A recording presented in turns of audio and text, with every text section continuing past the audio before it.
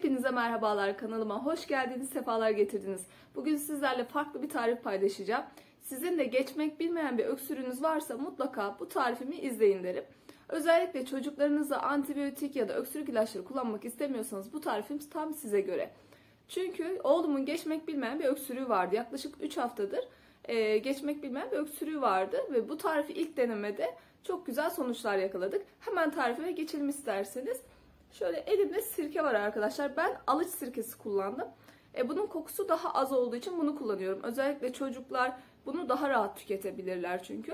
İsterseniz üzüm sirkesiyle ya da elma sirkesiyle ya da diğer sirkelerle yapabilirsiniz. Bunu ben Tarım Kredi Kooperatifinden almıştım. Tadı gayet güzel dediğim gibi. Yine bal var. Biraz limon kullanacağım. Şöyle küçük limonlarım var. Ve ılık su. Tarifimiz bu kadar basit.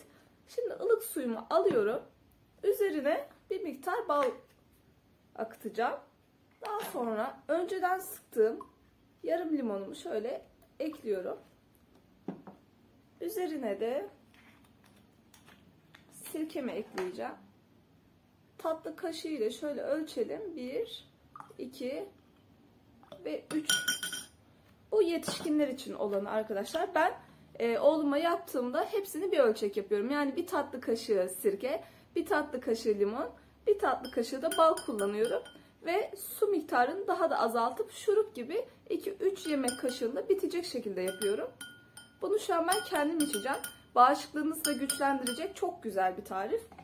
Dediğim gibi mutlaka deneyin, faydasını göreceksiniz. Hasta olmasanız da bunu kullanabilirsiniz.